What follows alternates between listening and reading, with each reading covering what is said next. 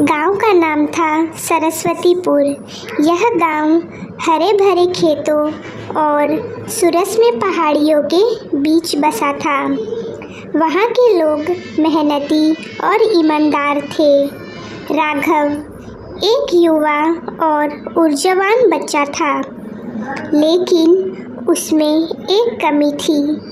वह समय का मूल्य नहीं समझता था। वह हमेशा अपने कार्यों को टालता और कहता, कल कर लेंगे।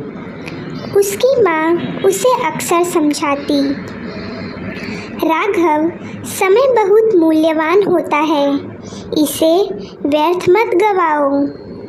लेकिन राघव पर इसका कोई असर नहीं होता।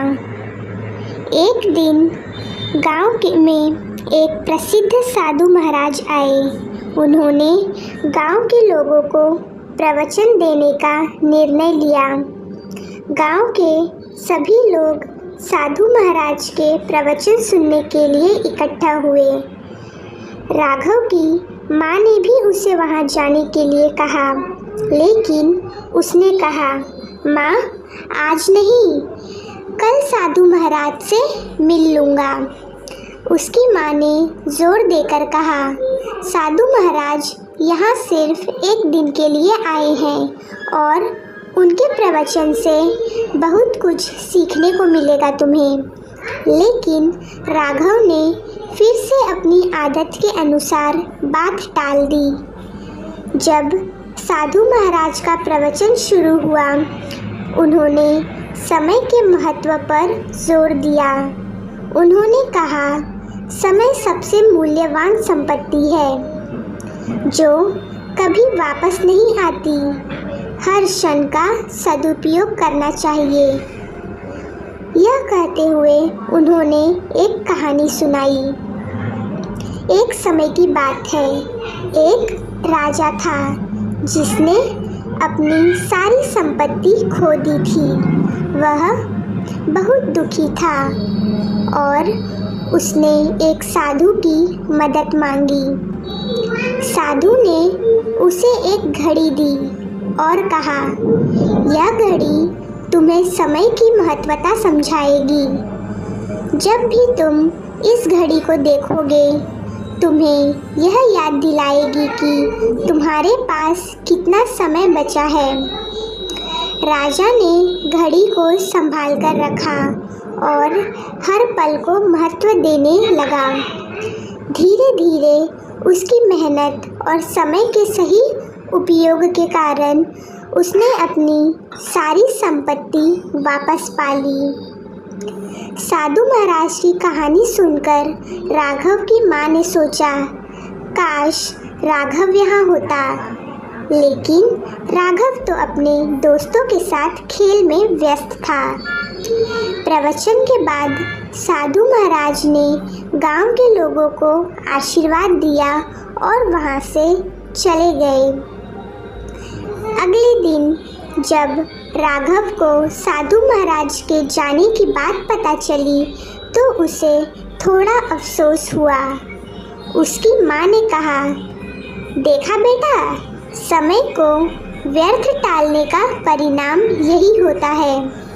राघव ने इसे सुना, लेकिन फिर भी उसके मन में कोई विशेष परिवर्तन नहीं हुआ। कुछ दिनों बाद गांव में एक प्रतियोगिता आयोजित की गई। यह प्रतियोगिता खेती की थी और उसके विजेता को शहर में अच्छी शिक्षा का अवसर मिलता। राघव ने भी प्रतियोगिता में भाग लिया, लेकिन उसने तैयारी करने के बजाय अपने दोस्तों के साथ समय बिताया। प्रतियोगिता का दिन आ गया। जिन लोगों ने मेहनत की थी, उन्होंने बेहतरीन प्रदर्शन किया। राघव, जो समय का मूल्य नहीं समझता था, वह विफल हो गया। उसे इस हार से गहरा धक्का लगा। वह निराश होकर घर आया। उसकी माँ ने उसे दिलासा दिया और कहा, बेटा, हार जीत तो जीवन का हिस्सा है, लेकिन इससे सीख लेना महत्वपूर्ण है। अब भी समय है। अगर तुम समय का सही उपयोग करोगे तो आगे का मार्ग खुल जाएगा। राघव ने अपनी माँ की बातों पर गहराई से विचार किया। उसने निर्णय लिया कि वह अब से समय का सदुपयोग करेगा और अपने जीवन को सही दिशा में ले जाएगा। उसने अपने कार्यों की सूची बनाई और उन्हें समय पर पूरा करने का प्रण लिया। उसने अपने दिन की शुरुआत सुबह जल्दी उठकर की। वह खेत में मेहनत करता और अपनी पढ़ाई पर भी ध्यान देने लगा था। धीरे धीरे उसका जीवन बदलने लगा। उसने महसूस किया कि समय का सही उपयोग करने से उसकी उत्पादकता बढ़ गई है और वह अधिक संतुष्ट महसूस कर रहा है। कुछ महीनों बाद गांव में फिर से एक प्रतियोगिता आयोजित की गई और इस बार राघव पूरी तैयारी के साथ प्रतियोगिता में शामिल हुआ। उसने अपनी मेहनत और समय से सही उपयोग से बेहतरीन प्रदर्शन किया और प्रतियोगिता जीत ली। उसे शहर में पढ़ने का अवसर भी मिला।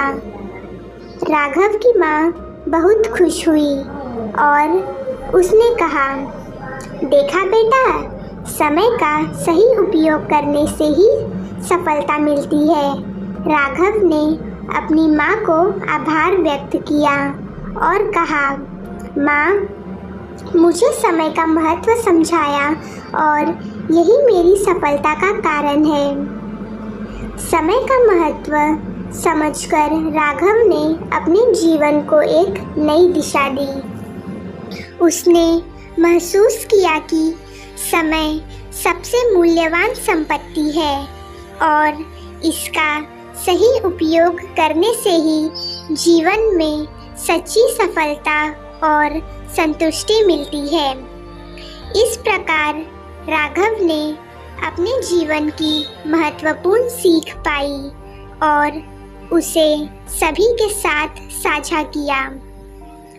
इस कहानी से हमें यह सीख मिलती है कि समय का सही उपयोग करना चाहिए और किसी भी कार्य को टालना नहीं चाहिए। हर क्षण की महत्वता को समझकर हमें अपने जीवन को सही दिशा में ले जाना चाहिए। समय का सही उपयोग ही हमें सफलता और संतुष्टि की ओर ले जाता है। हमारा समय बहुत मूल्यवान होता है, उसे व्यर्थ नहीं गंवाना चाहिए।